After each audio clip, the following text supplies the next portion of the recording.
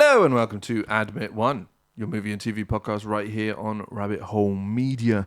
I am one of your hosts, Jack Nedleyton. I really wanted to say Shaquille O'Neal for some reason. I have no idea why. That's not your name, you silly. I know, but his name popped into my head and I thought it would be funny, but I didn't. My name is Steve, and today I am joined, as always and as usual, by my platonic husband, Kristian Lasham. Hello. I'm tired. Aren't we all? Your age starts with a 3 now. I think that's permanent. Oh, and it's been a stressful couple of days, and I've been at work all day, and I'm feeling the exhaustion this evening. It's hit. Mm-hmm. In the past, 20 minutes to half hour, it's just really, sunk in. Oh, yeah, I'm sleepy. Indeed. Hi, Katie. Hi, Katie. Yes, I'm not quite there yet. I am very sleepy, but I'm not quite. Yeah, I know what you mean. But you're talking about the sort of tired that you can feel here. Yes. Yeah, absolutely. Yeah. That. Yeah, I can feel it here. I can feel it in my eyes. Yeah. Yeah, and you're just like, my eyes can suck a fuck right now. Go away. What's happening? I get that. I usually get it when old people speak to me.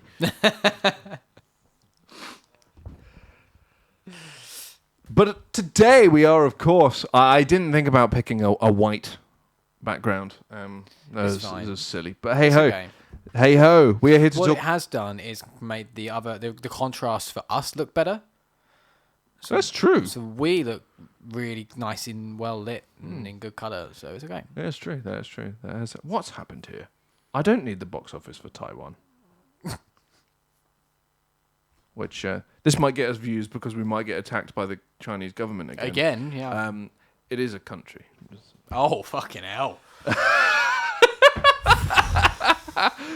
If you see a red dot on the screen, please inform me because it means I'm being sniped at. Oh, I really wish I had that cat laser pen in here right now. Just we're here, of course, to talk about Ant-Man and the Wasp, released on the 2nd of August 2018. That's an odd time to release a movie. August. Not much comes out in August, normally. Ant-Man and the Wasp came out in August. Yeah. But not... I can't think of anything else that came out in August. I can't say I've ever really done well of keeping track of movie release dates. This is fair. It's very similar to games. They come out at similar sort of times. Games are unpredictable as fuck now. Everyone does their own fucking thing. Everyone does what they want. August is still pretty bare, though. Yeah, August, true. September... Hi, Daddy. Carry on. I'm just reading this. With a box office budget, of $162 million and a worldwide gross of $622,674,139. This is a drop. This is not a low amount of money. It's not a low amount of money by any stretch of the imagination, but it is most certainly a drop from last week, but also just quite low for a Marvel movie in general. Weird, because I think the Ant-Man movies are good, for one. They are, yeah. It's Paul Rudd, who everyone loves, but also this is the first movie directly after Infinity War. You would have thought people would just be flocking to it, want to see the next entry of the MCU. I am curious. It's very bizarre. Very, very bizarre. Hello all, hello one and all. What are you looking at? What's this? Quantumania. Oh.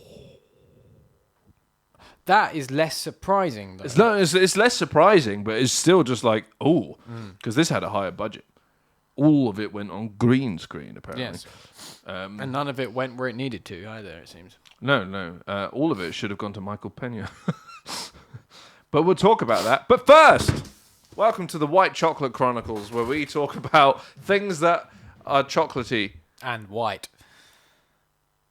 Yes. This one's slightly less so, because this is Milky Bar Gold. And I just... again, this will always happen. This always happens. The impromptu... White Cocklet? White Cocklet? White Cock Chronicles. I don't want any of that. The White Chocolate Chronicles always happen because I'm in a petrol station. Yeah. That's what tends to happen. Yeah. My head is going, this is a Milky Bar Caramac is what's happening here. Yeah. Because it's a caramel flavored white chocolate, which I don't think I've ever had before. No, neither have I. But then is Caramac actually just caramel flavored white chocolate? I assume it's caramel flavored chocolate. But is that not white chocolate? Don't think so. But then what makes it chocolate? Because it's not milk chocolate. Yeah, but white chocolate's not chocolate either. It's got cocoa mass in it, though. And cocoa butter in it. I think it's just... So what makes white chocolate white chocolate? Cocoa butter. Sure. No, I know, but what makes it white? Because I assume it's a caramel version of whatever... It's got cocoa butter, not cocoa beans. It's got the butter that comes from the cocoa bean. What makes white chocolate... this is a dangerous Google search. Chocolate white. Let's see. Caramel flavored white chocolate. White chocolate contains vegetable fat in addition to cocoa butter.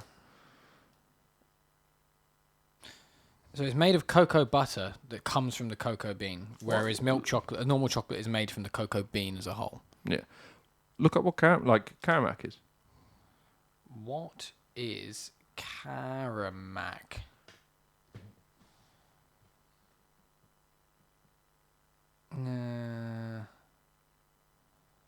Caramac's Nestle as well, so surely this isn't just Caramac. Yeah. Because otherwise you would just have Caramac.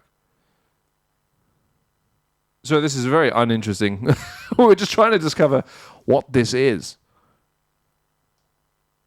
There's no cocoa in Caramac. So none whatsoever? No. So this would be just white chocolate with... This would be combining the two. Yeah. So Caramac's made from condensed milk, butter, and flavorings. I see. So it's not chocolate at all. It's not chocolate at all. Fucking hell. Each 3 pieces contains 16%. I noticed that that's very, very red on the little Milky Bar indicators isn't usually that red. No, I don't think it is. Have you got a Milky Bar with you as well? Yes. And I wasn't offered that? Just not on the show. No, this is fair. Yeah, it does look to be that red. Oh, it's worse. Oh. It's actually worse. Yeah. Well, this has more sugar in it, I guess, if it's caramel. No, this is 11%. This is more sugar. That doesn't make any sense. The normal one's more sugar. Each 3 pieces of this contains 17%, 16 for this one, of your daily saturates intake, and 11% of your... I would eat this whole thing. Yeah. In one go. I'd feel nauseous. That does explain... I wouldn't. I mean, that just looks like... What one do you have? Oh, it's got a melt. It's been a bit melty. It just looks like... That's not gold. Have we got the wrong packet? Because it smells like it, though. Fucking hell. Yeah, it does. It has got a bit melty, hasn't it? I should have put these in the fridge. Yeah, but that's like got a proper caramel smell. Like a real caramel smell. Shit.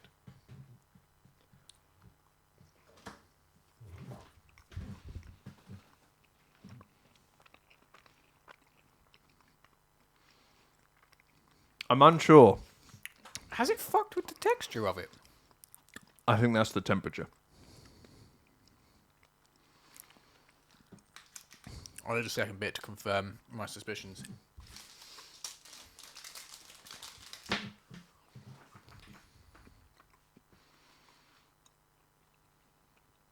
Thanks, Anna. It's a bit like sandier. Yeah.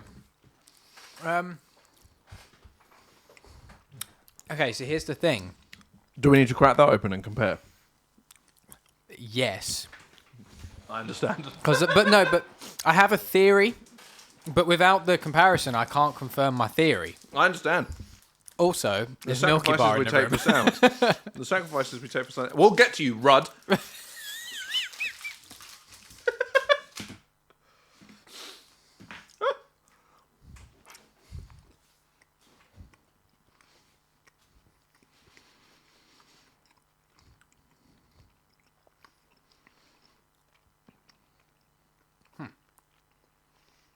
Okay. So, here's what I have to say. First of all, the texture of the caramel one is a little different. Mm-hmm. It's a little bit bittier, like sandier, as you say. Not unpleasant. It's just different. I agree. Now, what I wasn't sure on, I was like, I can't tell if I can taste the white chocolate because the caramel's quite strong. And I can't tell if I can taste the white chocolate. But after having that, I can. You can taste it. This is the gold one. Perfectly pleasant. But at the same time, this is still better. Oh, 100%. 100%. This is way better. Okay. Just going back in for a bit of gold. Oh, it's the fucking smell is so strong. This is a really strong smell. This is infinitely better, but it's still good. Yeah, that is still really good. But it was like I was saying the other day. Even if you can't taste anything, you can feel it's white chocolate. It's weird.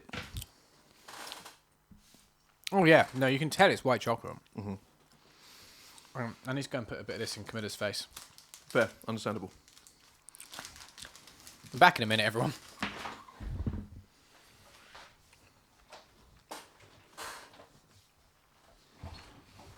Where did I get the arrow from? I don't know if you heard what Chris just said. Very funny. Also, I hope you feel better. I hope we can entertain you into betterness. Do you want to eat it? Why? Karen doesn't like caramel.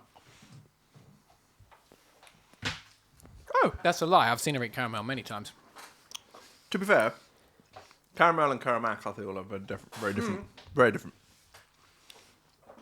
No, that was good. That was enjoyable. The more of it I've had, the more of it I've decided I like it. Yeah, no, definitely, it gets better. I think it takes you by surprise at first. Yeah. No. No. It's a bit like pegging.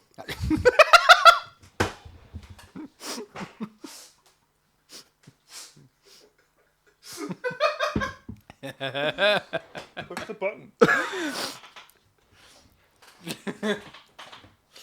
The arrow I just got off a petrol station, so I can't suggest where it was. I think it was a co-op affiliated petrol station, just from all the the petrol stations that just have all the stuff from a supermarket.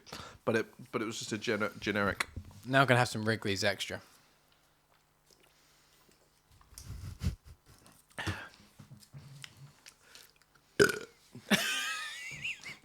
Anyway, back to Ant-Man. What are your general thoughts on Ant-Man and the Wasp, Chris? I've dribbled water all over my book.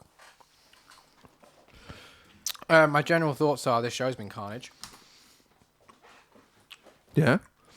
We threw in a White Chocolate Chronicles. Of course it's going to be carnage. Anyway, Ant-Man and the Wasp is fine. I agree. This is another fine one. There is nothing wrong with this film at all. I don't think. I have one thing I don't particularly like. There's a couple of things that I don't think they've done well, but there's nothing I think they've done badly. Yeah, I guess. Right, I think it's the kind of thing where it's like, okay, it doesn't have the most interesting villain, but Okay, so there's two things I don't like, actually. One of them is I don't like it because of the What If, not the What If show. I just like I don't like it based on what they could have done, as opposed to what they actually did. And that I'll just jump straight into it. I think for getting him into the MCU, they completely wasted Lawrence Fishburne. Yes, yeah, that's fine. And I think they could have done. It's Lawrence fucking Fishburne. You could have given him any role. He could have played Wasp. And they just gave him like the character that's clearly never going to show up again. There's just scientists. You could have had him way more integral. Yeah, I mean or a different, a more important character or something. Obviously, the villains you got in this are Ghost, and then the fucking dude Walter Goggins. This is the actor's name. Yes, who by the way I like him. He's fantastic. Everything I've seen him in, he's incredible. Really compelling to watch, and yet he never seems to have a main part. It's ridiculous, isn't it? He always seems to have like some kind of side character or a side villain. I can't think of anything. He's the main villain of Tomb Raider. Which Tomb Raider? The Alicia Vikander. I've only seen that one once, so I don't remember. He plays the villain a lot. He is a very good villain. Yeah, he is a villain. I can't think of anything where he's the lead villain. But obviously, you've just said Tomb Raider, maybe, but I don't remember. To be fair, I could be wrong about that. I could just be forgetting who the main villain was. I'm trying to think. There's something else I've seen him in. where he's very good. And I can't remember what if it it's is. Walter Goggins or Walton Goggins. I think it's a Tarantino movie, which I'm thinking of. Walton Goggins. Walton. Let me see. Django Unchained. He's in the Hateful Eight. Hateful Eight is exactly what I'm thinking of. I remember him in that. Oh, he's in... I didn't know he was in Invincible. Oh, he's Cecil. Let's see. Yeah, Tomb Raider. But he is fantastic. He's great in everything. Everything Yeah, I think that I've seen Hateful him Eight's in. the one I'm picturing him in at the moment. He's in Django Unchained as well. Jesus Christ, brilliant. was Tomb Raider the same year as this? Yeah. Lord above. He's in the Prey game. Born Identity, apparently. Is he? It's just a side character. Research Tech. Doesn't even have a name. Oh, right, okay. Anyway, what I was saying is the villains, you've got him and then you've got Ghost, because I don't think Lawrence Fishburne is a villain in this. I don't know if you can really call him an antagonist either. He's Sorry. Lawrence Fishburne. Oh, no, he's not. No, not at all. He's a vehicle for the antagonist, but Yeah, he's not. no, I wouldn't call him No. a villain. No. But like you've got the villain, the superhero villain is one and done because she's been cured by the end of the film. No, she's in Thunderbolts. She's on the Thunderbolts team. Has she been cured or did she stabilize her? They don't... I didn't know she was in that. Yeah, the lineup for alright. Thunderbolts... That takes away some of my issue that I had with the villain, which was... It's just one and done. Yeah. Thunderbolts movie team T-Uppard. Team. Yeah, I didn't know she was in that. Fair enough, though. Yeah, you've got... Oh, this fucking... Google's doing Google its Images is a fucking... Oh my God. Lord! Pop-ups and cookies. So it's Taskmaster, thing. Okay. Captain Cunt, Yeah, I knew Captain Cunt was in it. Bucky... My girlfriend, Why can't I remember her name? Florence Pugh. I know Florence Pugh. Yelena. Thank you, Yelena. Red Guardian, Ghost, and then that's the Yeah. woman. Yeah. So, fine. But obviously, I think, although they have... The villains in this have... She's deaf. No, definitely. Sorry, I was... She's deaf. So I think Ghost is a villain. The problem is, though, I don't think she's that interesting a villain. She's not, no. And it's like, the story and the motivation, fine, I buy. However... I think they waste her again. Yeah, but it's like, the thing that makes a compelling villain, especially within these types of films, and proven by Thanos, that we've just had, is when you can not only buy their motivations, but also relate to their approach. Yeah. And relate to them and go, all right, okay.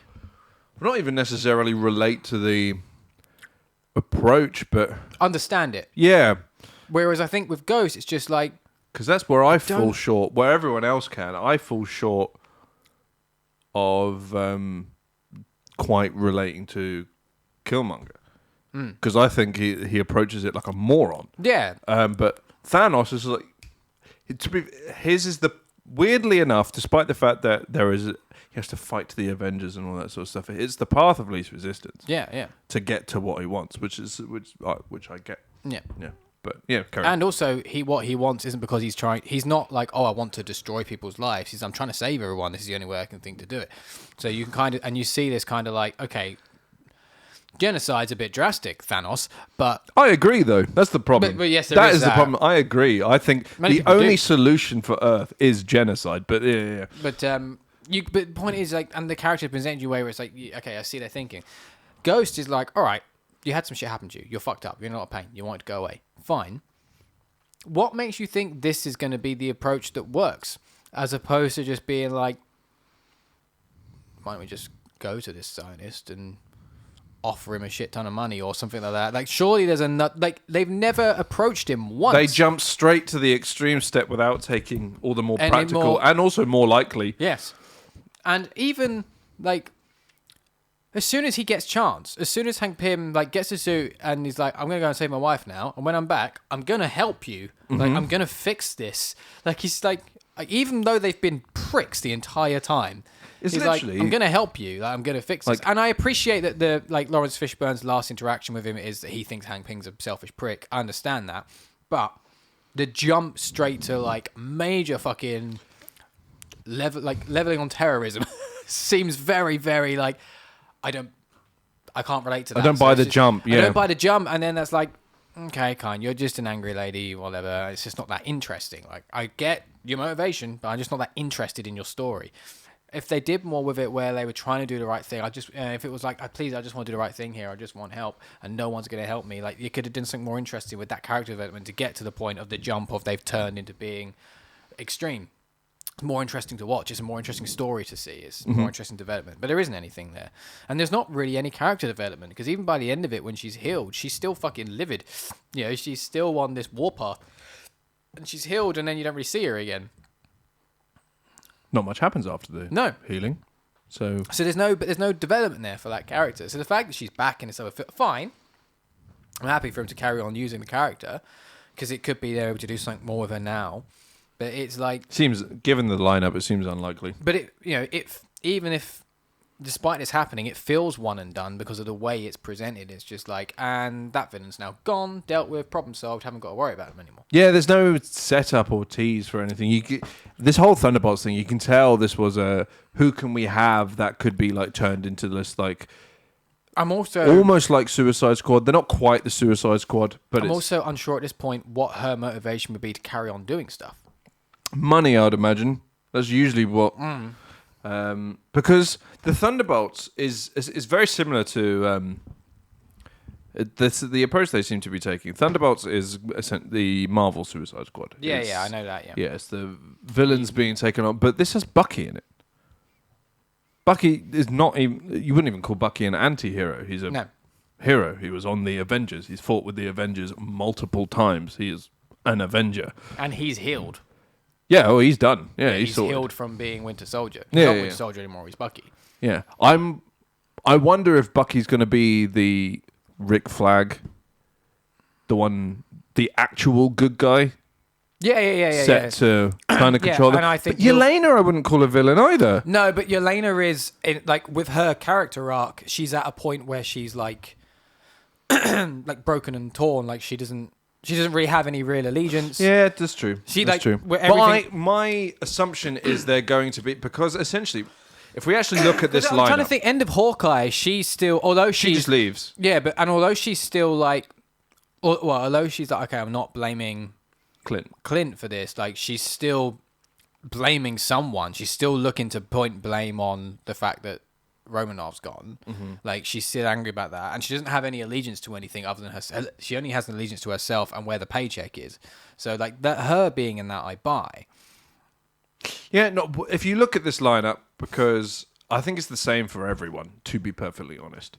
Yelena and Red Guardian in Black Widow are not the bad guys. They are reformed and they actually go against the bad guys. Bucky is a fucking Avenger.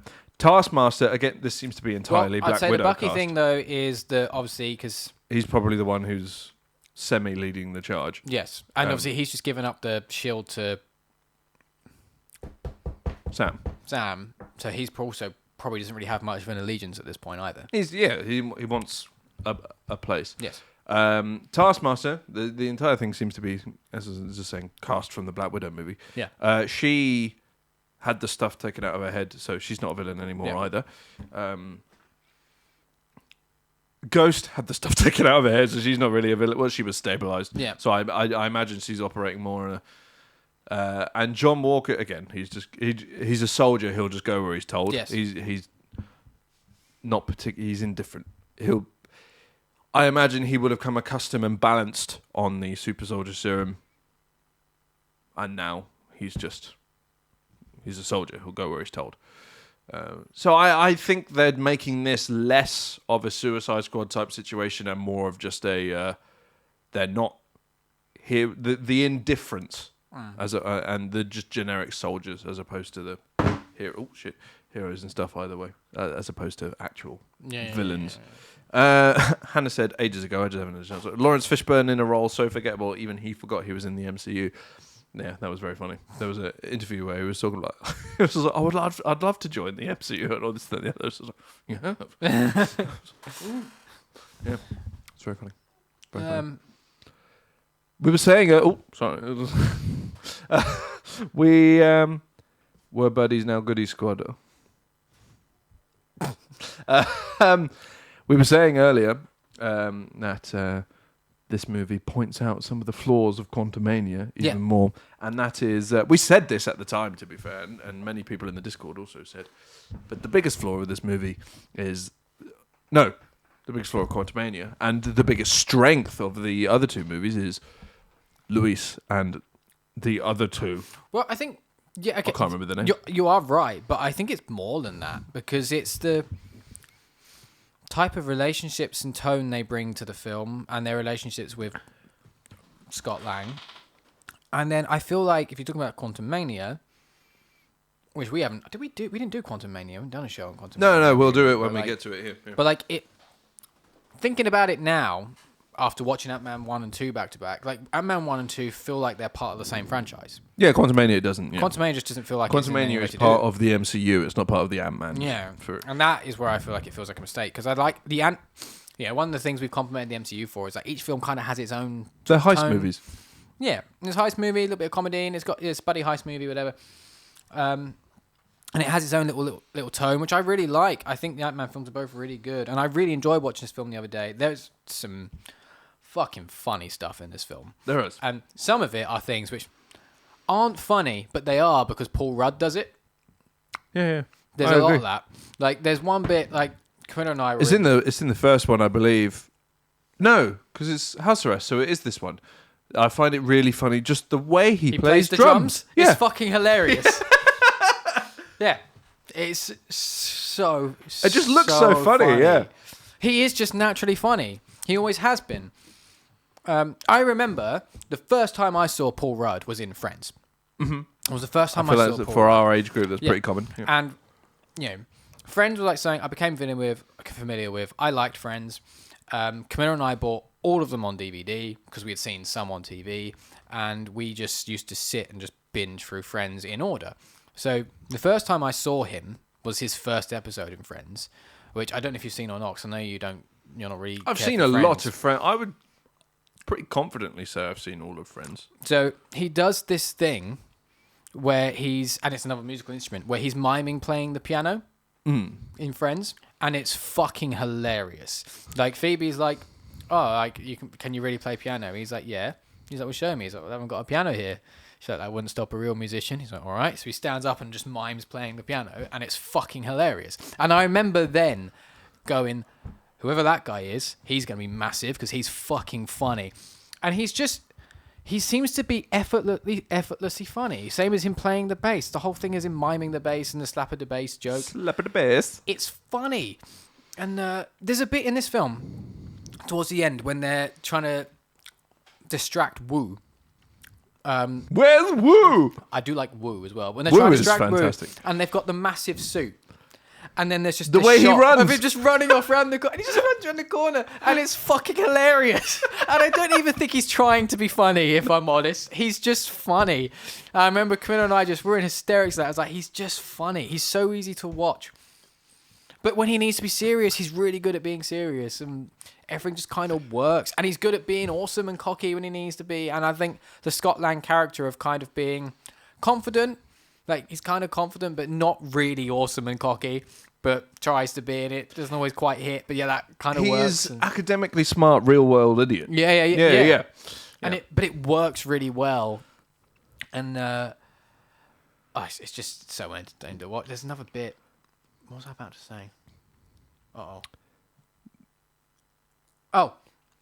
the only actor I think that could ever pull this off, because it's ridiculously cheesy and doesn't really make sense, but because Paul Rudd does it, it's totally acceptable and fine, which is when he's embodying Michelle Pfeiffer. Oh, yeah, absolutely. Like, anyone else tried to do that, it would just come off as... I love the fact that no one cares as well, is the fact that he's just playing a generic woman. He's not even slightly playing Michelle Pfeiffer.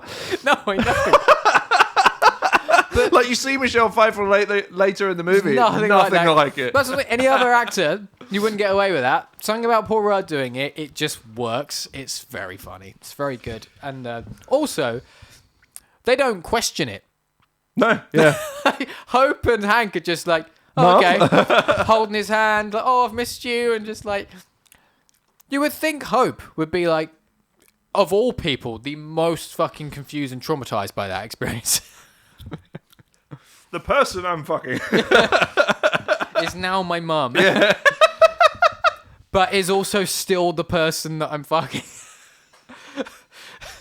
So there must be this weird, because surely she's still attracted to him in this, at that moment. Like physically. It's weird. Therapy weird. was had. Almost certainly. Yes.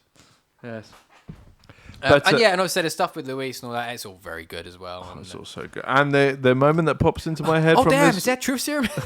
The whole fucking thing. It is truth serum. That is the best running joke in the MCU, I think. The whole truth serum. But that's so funny as well with the... he's like, it's not truth serum. He's like, it just makes you highly suggestible. It's like, yeah, that's truth serum. Yeah, that's truth serum. Sounds like truth serum to me. But... Actually, no, I take it back. My favourite running joke throughout a film, as opposed to throughout the whole MCU, is... I can never remember it. Many Googles have been had this episode. There are, but that's because I want to be factually accurate about this actor. Because I think he's a really good actor, but he just plays the weird guy in everything. And I've never remembered his name. He plays... In this one, he's the... Eastern European of the David Dasmalchian. Show me. Kurt, Baba Yaga. Oh yeah. Baba Yaga. Yeah. So his name's Kurt in the Ant-Man. It's his obsession with the boogeyman. It's just constantly bringing it. Oh yeah, this is Baba Yaga. Yeah, this is Baba Yaga. And then Ghost appears and goes, "The words is a Baba Yaga." It's so funny. Every time someone says Boogeyman, or when we were at the cinema watching Mario and that trailer for the Boogeyman came on, especially because he was in that trailer, in my head just constantly was Baba Yaga, Baba Yaga. But that joke works as well because they've established it making sense. Like they've established the idea that these guys are all a little bit fucking delusional. They've also established the idea that he's got a fear of the boogeyman. He's got a fear of it. And also earlier in the film when they talk about that character and he's hearing about it, he's straight away then is like, oh, like Baba Yaga. Like, straight away it's there.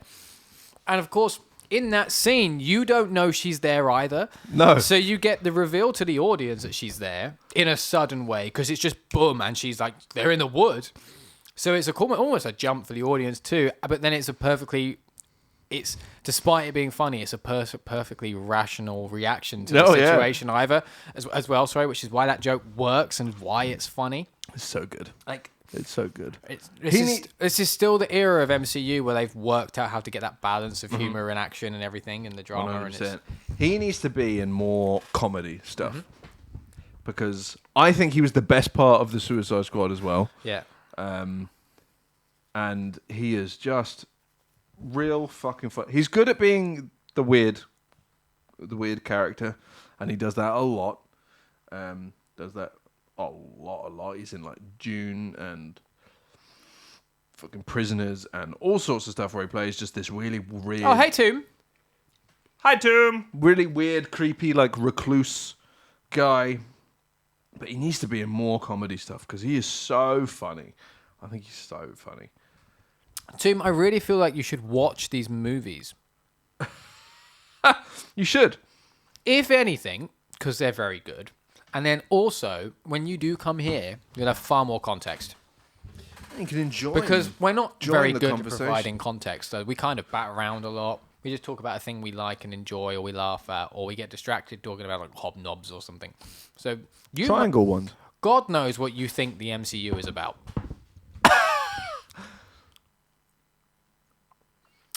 Now, Tomb says, not gonna lie, me too, but I'm lazy as fuck. I understand. Say no more. No. That's acceptable. I would say it's perfectly acceptable for anything other than something that requires you to sit on your ass. Yeah. Actually, because even games require hand movements and brain. Yep. Movies Should we change your channel name to White Chocolate and Hot Guys? I was going to say, Hannah's just talking about my dream. Yeah.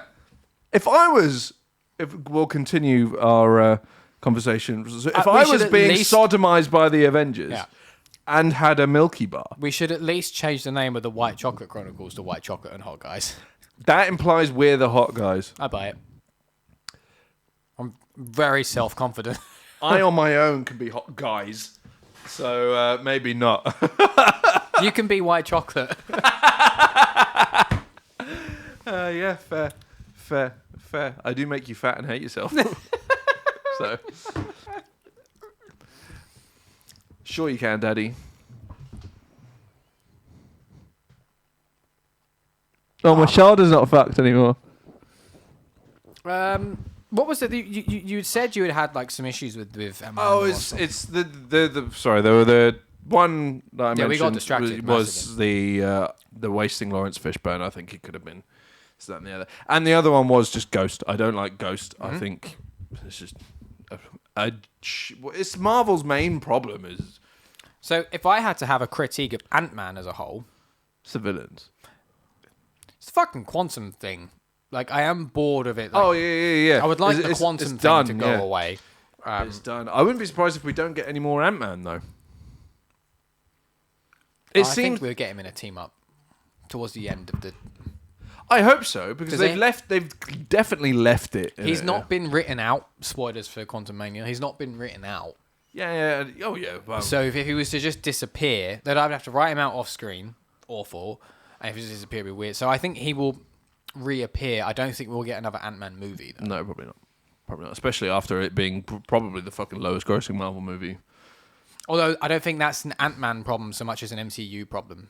I think people are just losing interest in the MCU because me and you, who are well into the MCU, don't give a shit. Like, I don't care that Guardians is out in a couple of days. But we are going. We are going, but that's because we are still chumps. It's true. That is true. And the only reason I'm going is because I'm going on a Meerkat movie, so it's not costing me anything. And otherwise, you can do that in IMAX? Well, yeah, but then it would cost me something. Would it? Yeah, you still have to, because you have to pay for an IMAX upgrade still. Oh, do you? Don't you pay an IMAX upgrade as part of your... I haven't in a while because Asa keeps booking it. And So he's just absorbing your IMAX upgrade? Yeah, essentially. Yeah, I'd still have to pay my IMAX. That's I mean, he'll probably one day ask me for all the IMAX upgrades. So I'd rather he asks me for them as we go. Yeah. I'm never going to offer. Like, that would be insane. But I would rather he ask me them as we go. Toom has just said, want something to sound complex, slap the word quantum before it. They make that joke, yeah. Which is also a very good thing. Do you guys just put the word quantum in front of anything? Poor example, but obviously Wakanda Forever made over double what Ant-Man made. Yeah, but that would have done because it's... I'm trying to think, what came out before... I'm not looking at No Way Home, because that's obviously... Love and Thunder. Because that's obviously a bad comparison as well. But I think Love and Thunder might be the turning point which then turned people off. Because it was for me. That was the film where I was like, I can't handle this anymore. I'm bored. Love and Thunder. What was before Love and Thunder, everyone? Because I'm trying to look at the last couple of ones that weren't like the most... The really big ones, because obviously No Way Home made a shit ton of money, and obviously Wakanda Forever was going to make a shit ton of money. What was before Love and Thunder? Was it Doctor Strange? I think you're right, yeah. But I don't think that everyone had fallen off by that point. Yeah. I think they were starting to, and I think Love and Thunder was then the turning point where then, because that film was not good and has been widely seen as not Love and Thunder isn't good, but then if it's Love and Thunder was the turning point, that means we've only had one movie since Love and Thunder. That isn't like Wakanda Forever was always going to make a lot of money. Yeah, but that's what I mean. That's why I think then, but this like Ant-Man is the one, but I don't think this has fallen off and taken the drop because it's Ant-Man. I think that is a fallout from Love and Thunder and the previous movies. I know what you mean. I just assumed that The Descent would be longer because it literally the only movie to be people are too panned out there is Love and Thunder. People are fickle though, aren't they? Yeah, but because it's not just. Don't forget, it's not just the movies. You got to take into account the True. The shows as well. Like True. No, I hadn't taken into account. She-Hulk and You're correct. So I do think that there's definitely been an overall. I'm on board with you now. 100%. Support for the MCU has dropped. People just less interested. My brain just hadn't incorporated the shows into my thesis. We haven't now that it has, you are 100%. We haven't done Quantumania yet. I don't think Quantumania is a bad film, by the way. No, neither do I. I think it has problems from entirely a personal point of view of what I would have liked from that film. But that is a me thing and nothing else. I don't think it's actually a problem with the film itself per se. From that one time I saw it, whatever it was. But I do definitely have not lost interest, but lost faith in the MCU, and I'm no longer. I have lost interest. I've said multiple times, the only thing I'm excited for that we know coming is Daredevil. Yeah. That is it. That's just because I want I guess Daddy Cox is what I guess want. I guess in that sense I've lost interest. I haven't lost interest in the sense of I will happily watch each movie and show that they do, and I will, and I'm looking forward to see. Other than Agatha. Yes. And I'm looking forward to see what they're able to do to bring it around. So I haven't completely lost interest, but I'm not. Whereas before it was like, right, I must see every Marvel movie at midnight in IMAX without fail. And that was only a few years ago. I was like that with you. We were both like, without fail, we must see the Marvel movie at midnight. I reckon we would have lost interest way earlier if we didn't go and see Endgame. Probably, but like. And No Way Home. We did a really late one. We did a late one. No Home. I don't think they did a midnight screening. No, I don't think they did. Because that was still COVID-y. Yeah. But like now it's just like, I'll see it when it comes out. And the last couple, I didn't even go and watch in a proper cinema. A couple of them I went to fucking see in this shit little cinema in Horsham. It only cost me £4. Because I was like, I don't care enough to spend the money on it. It's like. Oh, I would do the same if I didn't have the card. 100%. Yeah, but. The fact I've gotten to that point, I think, says a lot about his life. Kind of 100%. Whereas before, but yes, must and I came out of so many of those Marvel movies up. Even this era in now, of like incredibly positive. Like, I don't have anything particularly bad to say about this. I don't have anything bad to say about this film. This film is very, very good. I just don't think it does anything overly special either. No. But that doesn't have to. It's still a really good film. And I remember when it came out, I thoroughly enjoyed yet another entry, another really strong, good characters, great use of Paul Rudd, great action, looks great, cool. Everything I want from a Marvel movie. And it is everything I want from a Marvel movie. If a movie came out today of this standard, I'd be over the moon with it. I think. No, this could lead to a discussion. So, I think they are. I think the problem is the surroundings as opposed to other. Okay, yeah, excluding Love and Thunder, because that is genuinely just a bad move. Of a bad movie.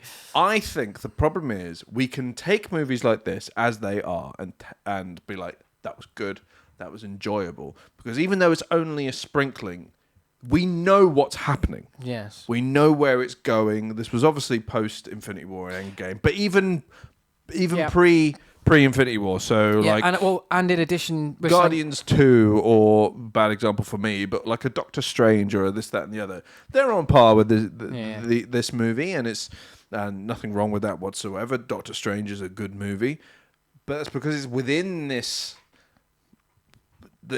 Infinity Saga, and we know what's going on. We know what we're driving towards. We're still introducing new characters, and how is this going to play into the future? It's clear that how they impact that saga. Yes, exactly. Like, even if it's just Doctor Strange is now involved, even if the movie itself didn't involve anything to do with it, but it did. The Time Stone, to be fair. Yeah. I know what you mean, though. Yeah. But because this one is now. We've come out of Infinity War, so we're going into this film with like, okay, well, what the fuck's going on with the Avengers? We're establishing the logic of using the quantum realm for Endgame. Yeah. Yes, and. So and I think I remember when I watched it, even when watching it, you're sort of going, okay, so this quantum stuff is clearly going to have something to do with, like, you can kind of see that taking place, of how that's going to work, and obviously then with the post-credit scene of this, then sets up like the next. I essentially mystery. think this movie was there as an excuse to set up the post-credit scene. Yeah, I don't think that. I think the post-credit scene was come up with first. Yeah, but then again, that sets up its position and its character's positions within the world, and that's, as you say, that's what's lacking now because there's no clear direction. We don't know where it's going. So even if they are setting things up, we don't know what's being set up, and I feel it feels weird. But it also doesn't feel tangible. There's nothing there that feels like, I could see what this might be setting up because it's so disjointed. And as I've said before, there's so many threads they've laid out, but they're seemingly not putting on any of them. Yeah. Like, I can't tie anything together to work out what, if they are setting up, and later on, like, I would be shocked to my core if by the time we get to the Avengers movie, we look back and go, oh, these all made sense? Like, if that was to happen, fair fucking play. But because there's no way that makes sense right now. I think they will, but that's because they're going to force them to. Well, okay. As opposed to this, where a lot of, not all of the Infinity Saga was pre-planned. Yeah. I think they're. I think they knew their end goal. Yeah. I think they're course correcting. I think they might even know the end goal here. They just haven't started putting it into place because they've been doing so much shit that has nothing to do with it, and that is the problem. It seems to be there was the Infinity Saga, and that is it. Anything that didn't fit neatly into the Infinity Saga was like pushed into MCU adjacency, such as the Netflix stuff or Agents of S.H.I.E.L.D. So you're like, is it canon? Is it not canon? Some of it is because now they're in the MCU. Proper fucking who knows? But it was just a case of essentially ignore them. If you're confused about it, just ignore them. You're fine. But now we're in this multiverse saga, and 90% of it is utterly irrelevant. So the only thing that started to come into play from the TV side of things is Ms. Marvel.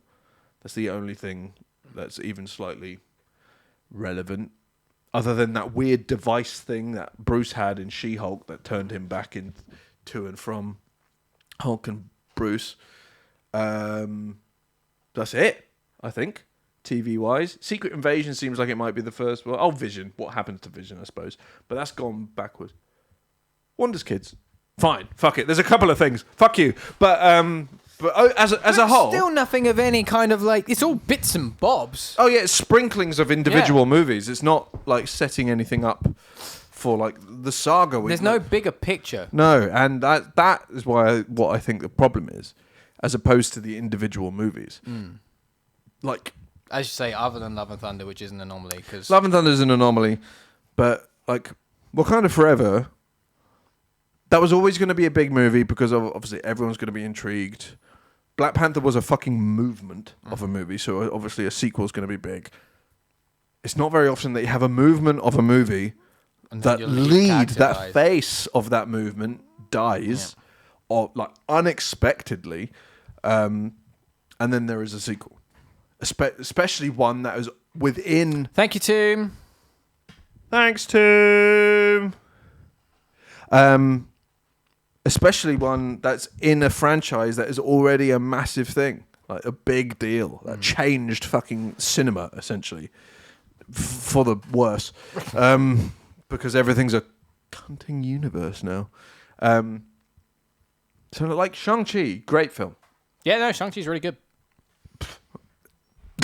At the same time, I kind of feel like this sort of sits better though, because Shang-Chi has got nothing to do with anything. Well, that's what we were saying the other week. Yeah, it's got There's these tiny little sprinklings at the end that might be connected somehow, but and it sets up like that sets up like 3 different threads. Yeah, I know, and it sets up like the existence. The reason why like we were disagreeing the other day, because I was saying it sets up the existence of like this side of the mystical, like the side of the world, and that's cool. But what the fuck does that play into? Like, in terms of the rest of this saga, like, are dragons fucking relevant to this? We know they exist now. Cool. And obviously, like, great, I think the other problem is with Shang-Chi, if you think about then how it then starts to tie in with the world later on, so with the post-credit scenes or in the end of the film when you get them, that Wong comes in. Wong's fucking doing what he wants. And we've seen Wong in a number of films. Wong's basically wherever anything mystical is involved. But because of the She-Hulk problem, like in She-Hulk, Wong's just fucking chilling, it seems. Like, so it's like, okay, so what's Wong actually doing? Yeah. And then Like that doesn't make any sense. They ruined my boy. Like, what's he doing right now? Why is he there? And then, okay, so what's Banner got? Why is Banner there with Wong at the end with these rings? What's his interest? What's Captain Marvel suddenly doing there? Because we haven't seen her. And then we've had She-Hulk, which you would have hoped to put some context of what was going on with Wong and Banner, and it made it more confusing. And also, we're getting Miss Marvel in a couple of months. Hopefully, we'll get something with that. But in theory, what she's doing is totally irrelevant to why she was where she was with Shang-Chi. So nothing feels cognizant. Like it doesn't feel connected at the moment. No, that's I agree. The problem. I feel like that message there just implies you haven't listened to the last 10 minutes of conversation. Saying I think the difference is Shang-Chi is great. We were saying Shang-Chi is great. It's a good movie. We're literally talking about all the movies being great, but the fact that they don't sit in anything is what makes them feel worse. Yeah, because you don't feel like there's a purpose. Yeah, to it. this is what I was trying to. And maybe I wasn't finding the right way of putting it across, but that's what I was trying to say the other week. With the Infinity Saga movies, every movie, even when it's its own standalone story, still felt like it was part of this bigger thing. Whereas at the moment, the stuff that's coming out doesn't feel like it's part of anything. Nothing feels like it's connected to each other. And I think that the reason I think that is because you've got these each movie's setting up a little thread, but then none of those threads ever gets pulled on later. And then when we do see any of those characters that were related to those threads, they're doing something entirely different, and they don't seem to have any form of acknowledgement. There's nothing, like, I can't even think of a time where any of the previous, of these new movies have referenced even themselves. Like, as I said, the Eternals thing. No one in this universe seems to question anything that happened the giant celestial being coming out of the sea. Yeah. Not only just the one that's out of the sea, the one that appeared over a fucking city. And by the way, that thing's huge. More than a city. You would have seen that from the entire side of the earth, I'm sure. Yeah. Like, to kidnap some people. No one's mentioning it. That's just insane to me, because that is colossal. Literally. So it's not Colossus, though. Different. So it's weird. And there's all of these little things that no one's picking up on and isn't coming back up. And it's weird. Mm-hmm. And that's the problem. Because even in these films, you get all these little even if they're subtle things, it's just enough to glue it together. And that's now missing. Yeah, it doesn't even need to be like we don't need a scene in every movie mentioning the fucking Tiamat situation and all that. What have you? Just like a news broadcast on the TV in the background with a big fucking space person coming out of the sea. And all we seem to be getting on all that background stuff, and I guess it's environmental storytelling, are teasers to things, which also don't seem to add up. Like in She-Hulk, we got a teaser to Wolverine.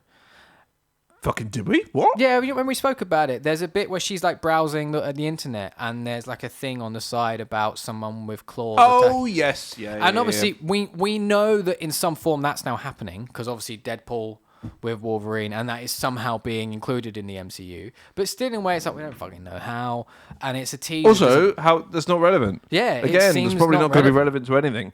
The one thing that obviously entirely rumored. Is Deadpool still going to be R-rated? As far as we know, yes. Yeah. I'm pretty sure it is.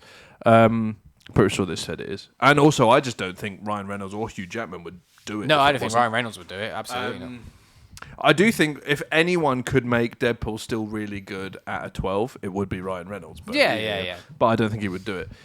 Or if he did, he would insist that he's still as vulgar. They just censor it, which I think would also be quite funny, to be fair. Because also Deadpool's kind of thinking you get away with him then questioning the fact he's censored. Yeah, absolutely. But rumors are the Thunderbolts is going to quite heavily involve the Celestial and the thing, in that they've turned it into an island and it's all we're going with. Hopefully, because that's all it needs to start bringing it together and just feel like it's all part of the same world. No, I agree, and like a dragon needs to show up at some point. Yeah, or something. And it's the thing is, I think that we've stopped talking about Ant-Man. It's really good. We will need to come back and talk about Wu because he's excellent. Sorry? We will need to come back and talk about Wu because he's excellent. Where's Wu? Where's Wu? What was it recently he was in? Because he was in something recently, because that was my thing I put in. It was like, I found Wu! He was in... Is it Quantumania? He might have been in Quantumania. I think he's at the beginning of Quantumania briefly. Spoilers for Quantumania. Wu's in it. Woohoo!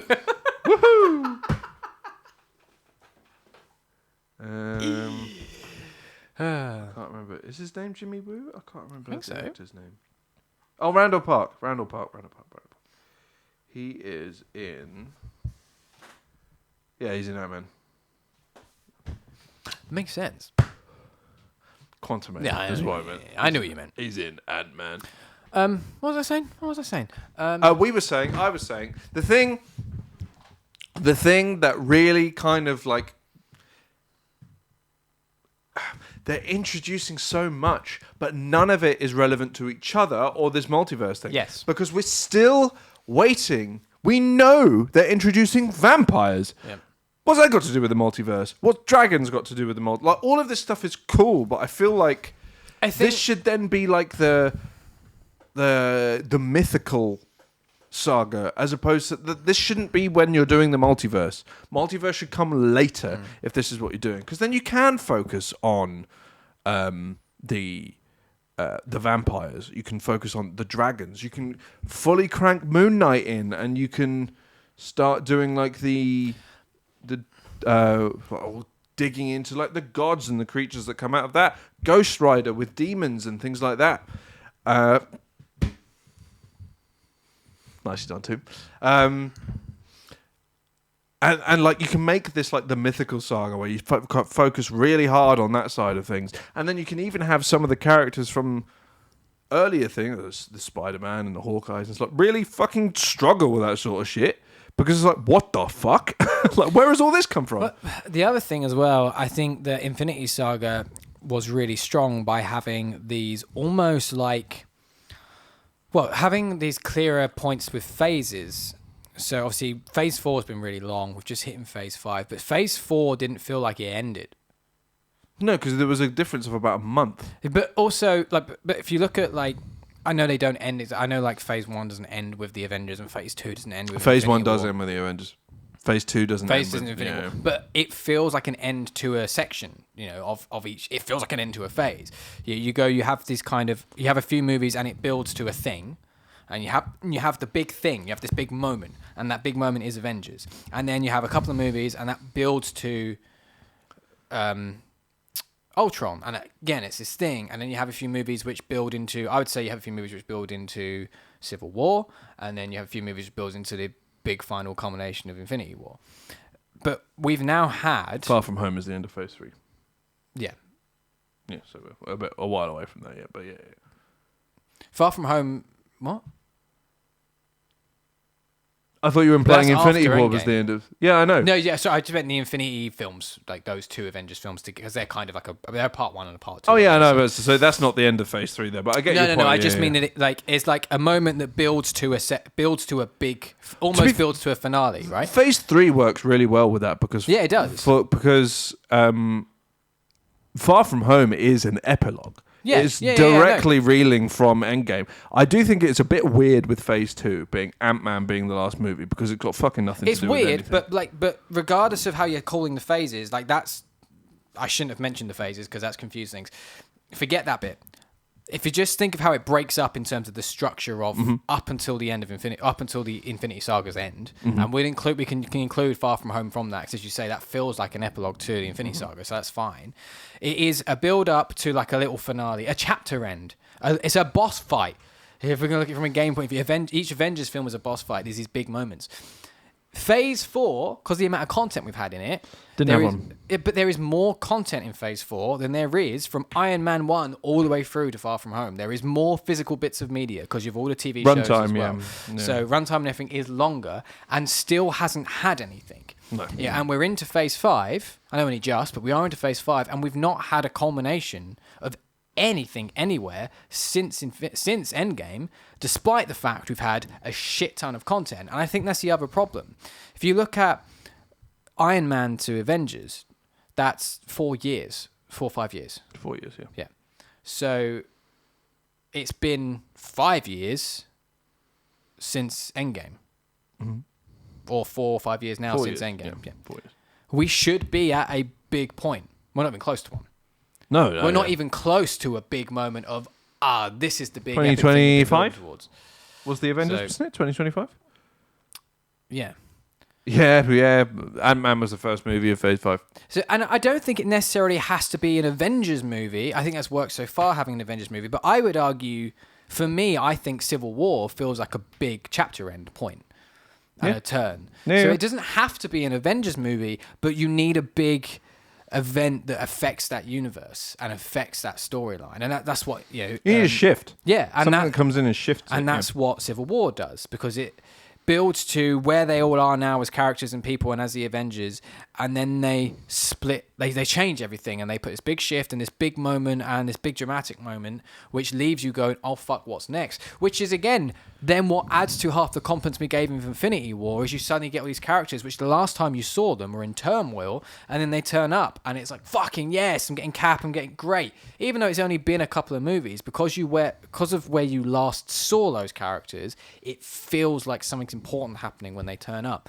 We've had so much content, so many characters, so many new characters, but nothing's happened.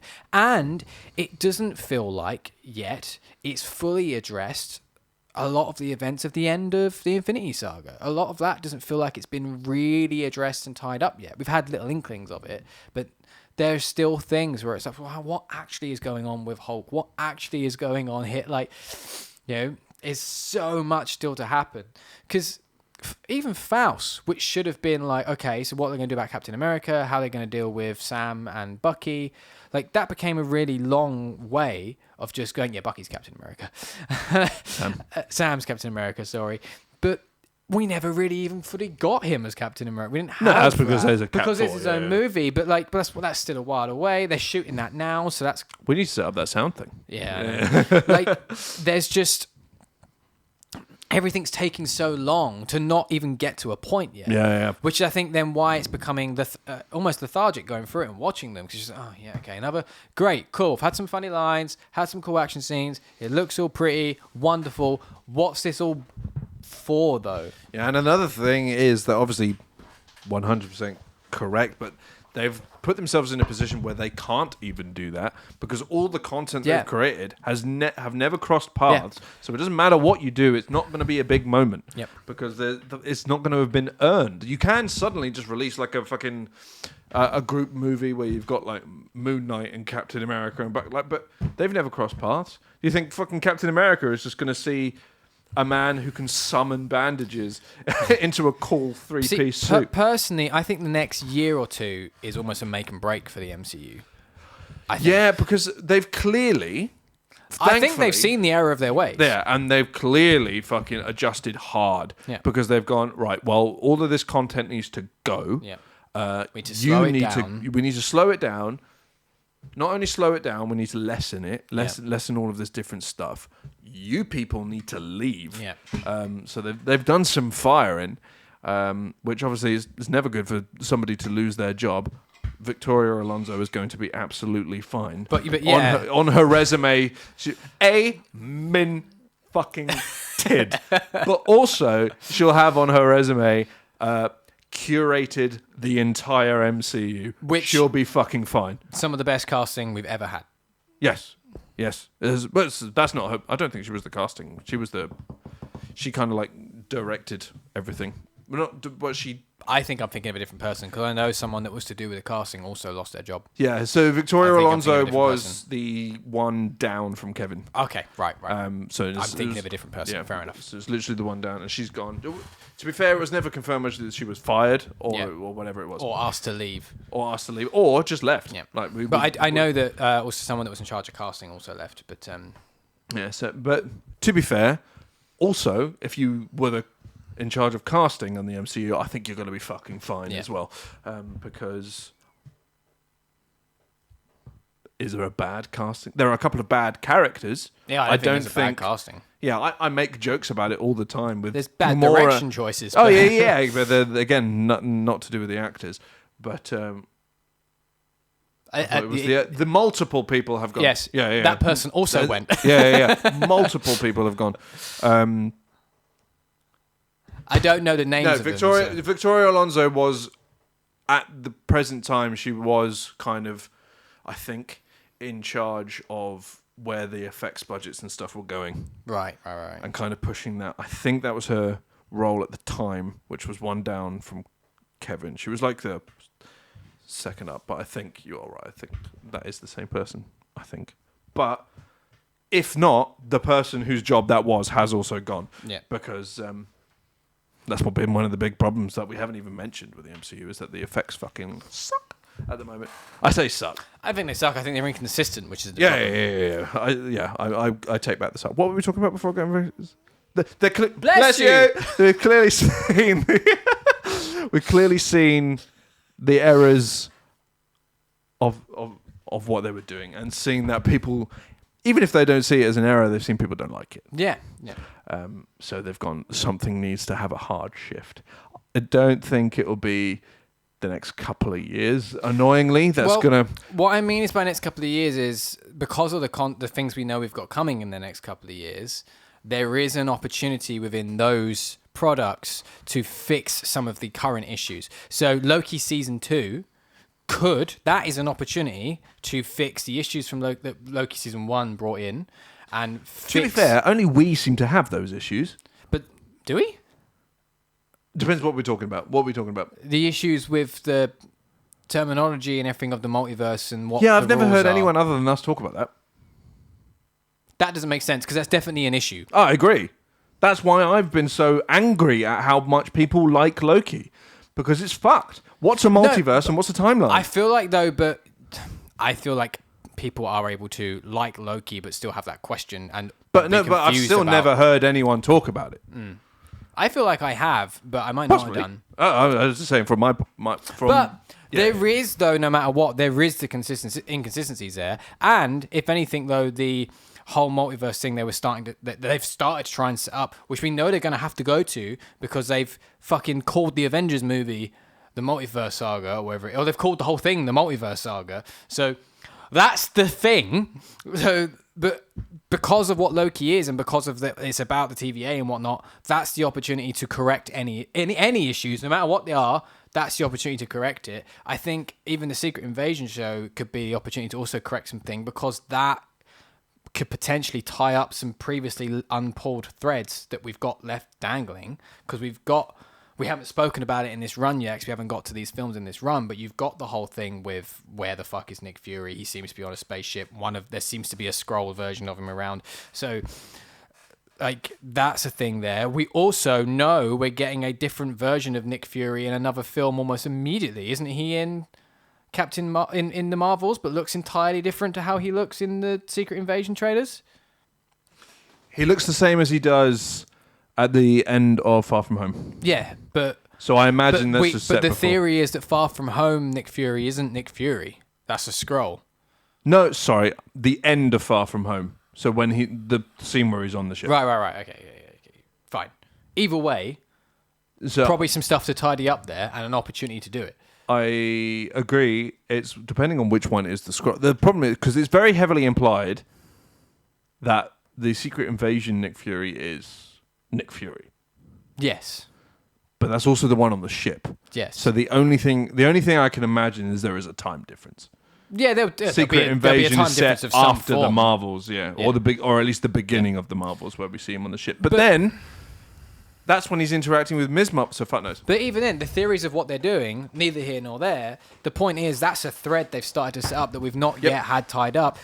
Because of these two bits of content, there's an opportunity to fix it.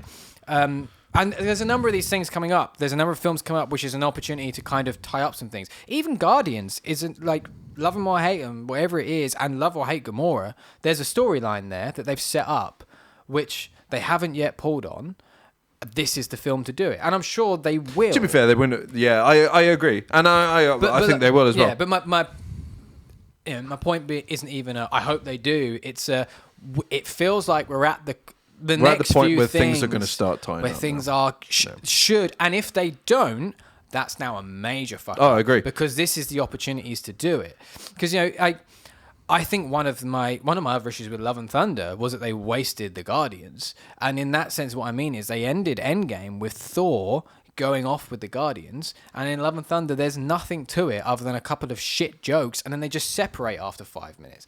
And that's like, well, you'd set something up which could have been interesting. Thor going off and exploring that was with clearly, the Guardians, to me, and this is why I feel like there This needs to was be a, more consistency. This was the Russo brothers going, this would be cool, and then Kevin James Gunn- agreeing. and James Gunn going, no. No, Taika Waititi saying Oh, no. Taika Waititi, yeah. So that's, yeah. Oh, that reminds me of something I want to bring up. I'm just going to write this here to remind me. James Gunn. Anyway, get to that. But they have to tie up the Gamora thing because we know this is the last movie with these Guardians. Yes, so and they will. I think they will. Oh, I think they will as well. I'm not doubting that. To be fair, James Gunn is smart. Yeah. Hence how he got the job running all of DC. But Mostly, I have an issue with James Gunn. I'm going to bring him up in a minute. It might be just a me issue, but we're going to bring it up in a minute.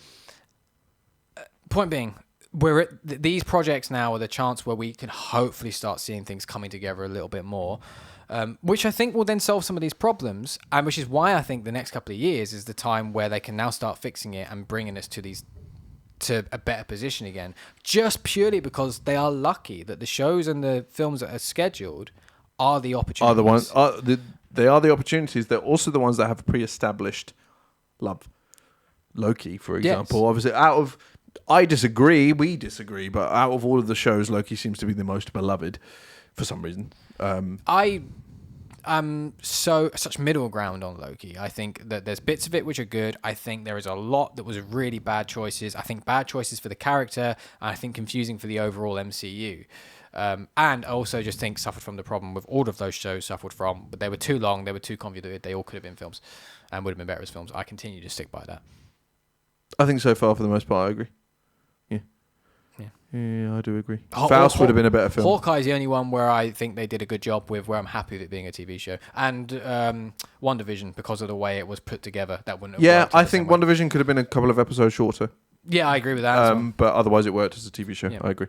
But the rest, all of them would have been better as a film. Yeah, and Hawkeye was an excellent show. And ironically, we said this at the time, Black Widow should have been a TV show. Yes. Yeah. Because they tried to do too much of it. Yeah. They tried to do so much more with the story, which they just couldn't do. Yeah, I agree. Also, the other thing, and this is not an MCU, this is not a Marvel problem. It's a problem they have to deal with, but it's not their fault. Issue. Is Jeremy Renner. Yeah. He's doing incredibly. He's out of action for a while, no matter what. I don't think he was going to be in action anyway. I don't think they would have let him just disappear, though. I think he would. No, I think he would have been involved, but I think he would have been more a. Oh yeah, so what I mean by out of action is I just don't think he's going to be available to be making anything. Like, he's got a long road ahead of him in his recovery. Even if it's just what he's doing is walking around, he can't walk on his own without assistance still. I think what their plan would have been, he's going to be the guy in the chair for. Okay, and that just might be more literal if they wanted to get him sooner. I think I don't think they will. I think part of the reason, because they announced a big shift of moving all these films like 2 weeks after his accident. No, I think can't help but feel they've already course corrected. No, I think considering he's one of like the longest running OGs left, they're just going to be like, and take your fucking time. He is one of the most loved. People love him, and people love Jeremy Renner, not just Hawkeye. I mean, I love Hawkeye, but people love Jeremy Renner because, by the way, he's fucking excellent. Have you seen Renovations? I've watched a couple of the episodes. So we've only watched one, and the show is it's exactly what you would think it would be. Yeah, fine. But I love him. Mm-hmm. Him, there's just something about him. Have you noticed he has weird thumbs? He has weird thumbs. Or weird fingers. It's the nails. They're really they're really like curved into his finger. Yeah. But he's good at everything. I hate him and I love him at the same time. Yeah, like I don't like how good of a musician he is. That theme tune's all him. Yeah, I know. And it's excellent, by the way. Yeah. It's real good. It's like, this is a good fucking song. No. It's really annoying. And it's like, look at the studio I have at home. Yeah. And his own private sound engineer. Yeah. Who lives? I want to be someone's own private sound engineer. Especially Jeremy Renner's. Yes. Yeah. That would be a... And just all this shit he can do. He's just like, I've just got all these fucking vehicles I own. I just work on. So what's the first one? Is that the one where they turn it into the studio? Yeah. And it's fucking cool. I want one. I want a studio bus. Yeah.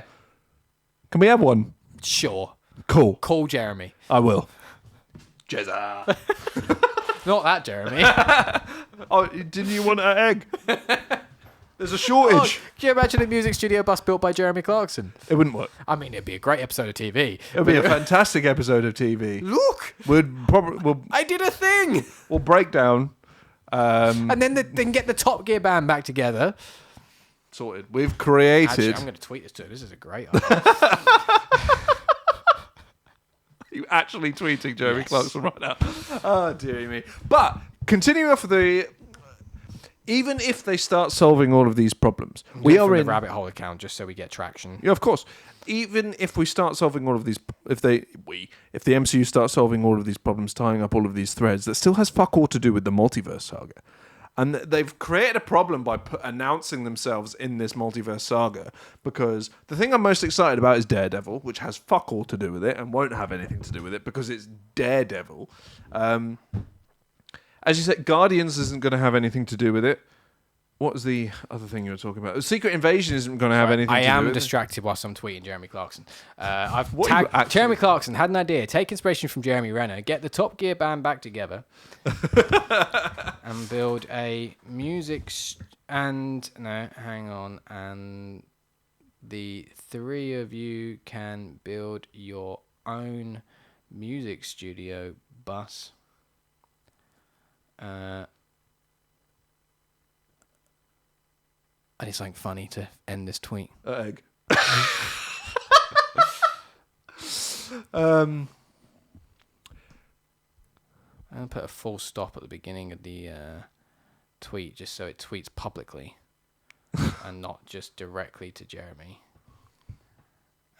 Jeremy Clarkson had an idea. Take a journey to Renner. Get a Top Gear band back together and maybe build your own music studio bus. Would be a class episode.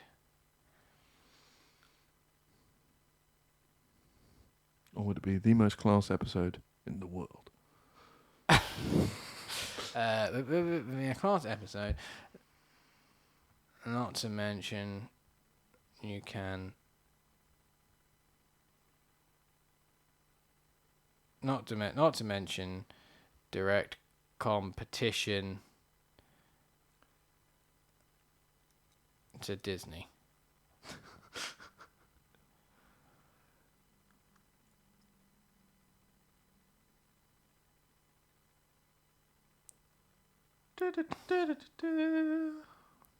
Tweet. Right.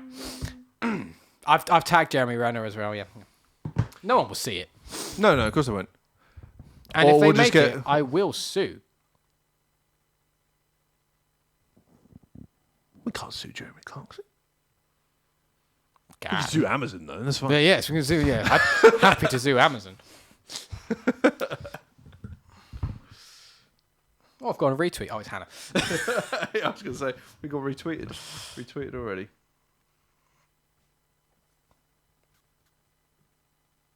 Lord above, we're so dumb. Yes.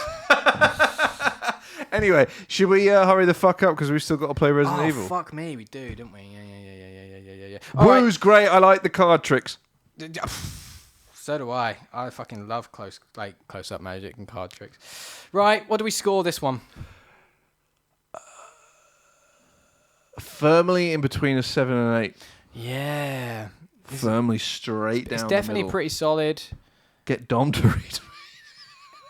Is it an 8? I don't think is it's it a great. Bit good, innit?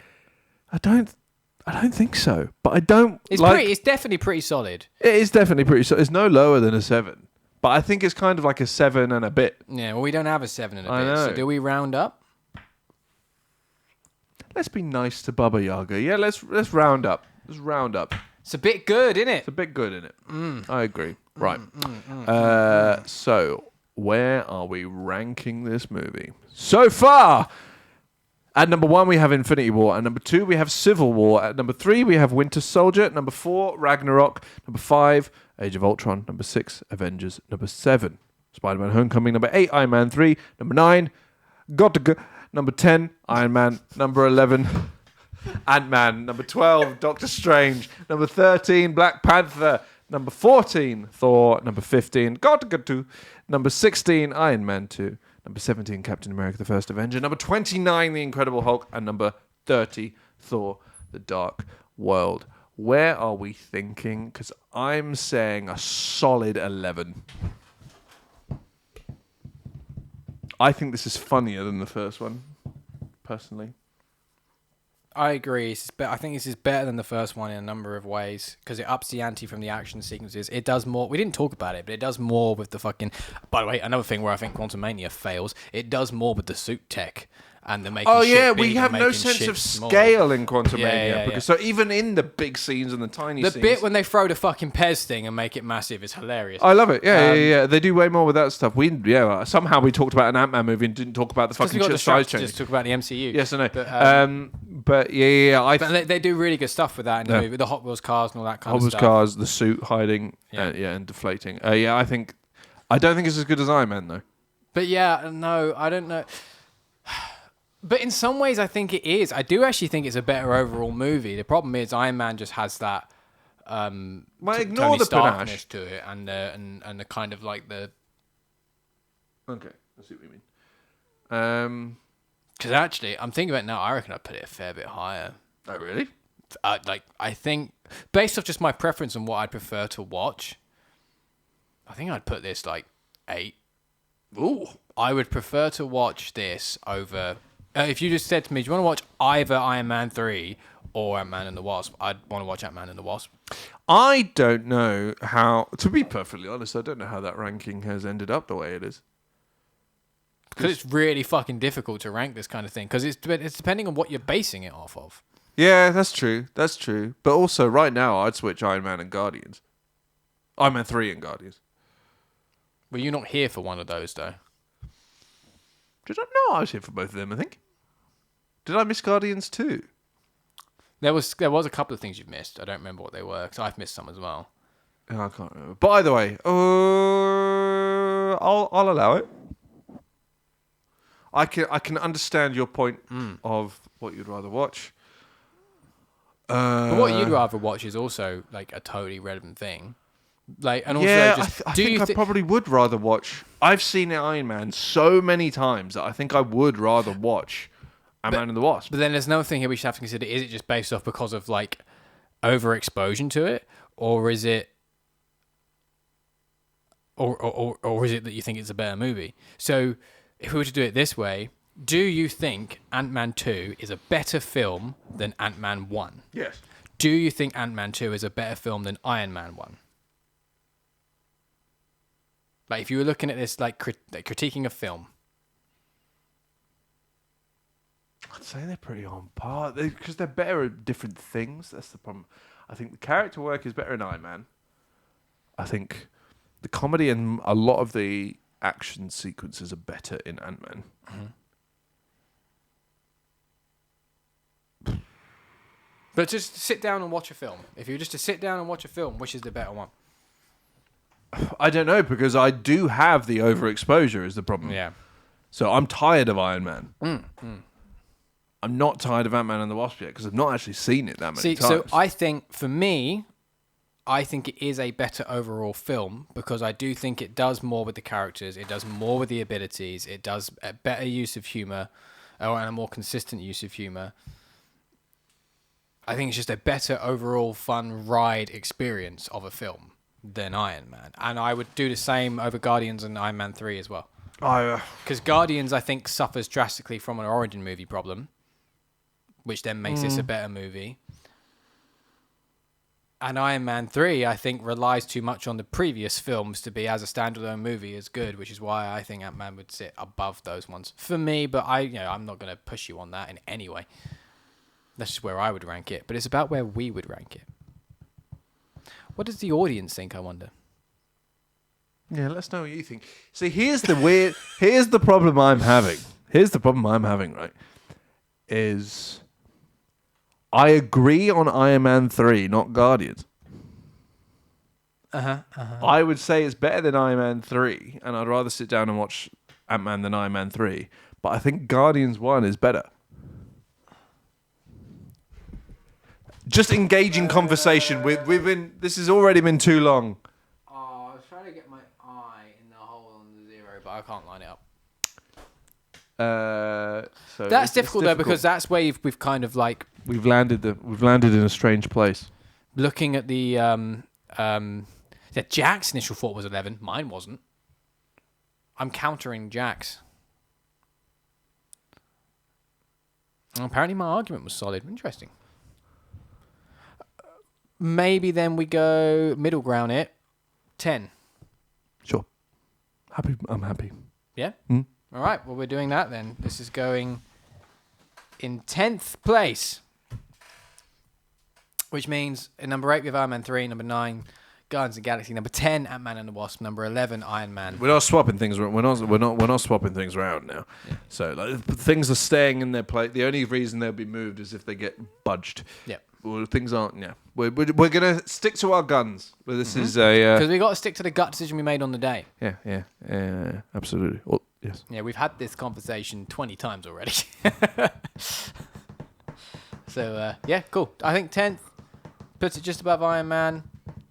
I'm happy with that. Yep. Coolio. Cool. We're gonna need a bigger ranking soon. Yeah, I'll work a bigger on that grid soon. soon. Yeah. But we got ages for that. So that's absolutely fine. Thank you very much for joining. Coming up on the channel, we will of course be playing Resident Evil. If it hadn't already taken us so long to get fucking nowhere in Resident Evil, I'd suggest we just don't bother because we're a sleepy person. I know exactly what you mean. But because it's taking so long to play Resident Evil, I feel like we should play Resident Evil. Also, I really want to play Star Wars, but I'd have to fight Camilla for the PlayStation back at this point, I think. Yeah.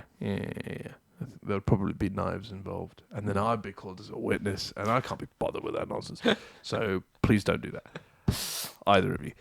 But, so yeah, Resi. We'll be playing Resident Evil momentarily. We'll have to shut down the stream because technology is a bastard, and then we'll be back Fortnite. But one of us would just have to sit here while the other's playing Fortnite. And that's pooey. That's pooey. More Fortnite for me on Tuesday, I think. Because of the... Don't know when, because we're doing something Tuesday. Evening. You're off, aren't you? Oh, yeah, I'm busy doing other things. Well, just don't do them. No, I need to. What are they? One of them is going and checking in with my granddad again. Phones? He is very old. He doesn't have an understanding of phones. That seems like a him problem. What are these other things that you don't have to do? Food shopping. Order it. And I need to finish the video for my band. We're more important. But, what's it got to do with Fortnite if we're more important? Yeah, we've got to have something to talk about. We're making a video based on Fortnite. You need We've knowledge. We've written it. Yeah, I thought Vinny was editing it. I need to do the audio. I see. He's not doing the audio. That's me. I see. But how are you going to do that with working? Oh, I'll just annoy her for a few hours. I see.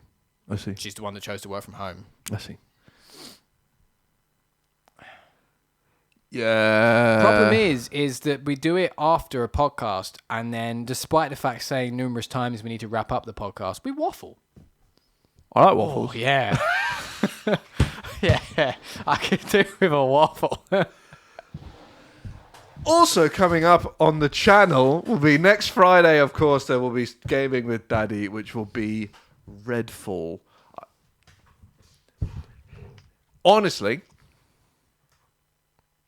I'm not pass, but it would have been much better if Star Wars had shown up, because we've got to talk about it next Saturday, and I don't think I would have played it, because the only opportunity I have to play games, I'll be playing Redfall.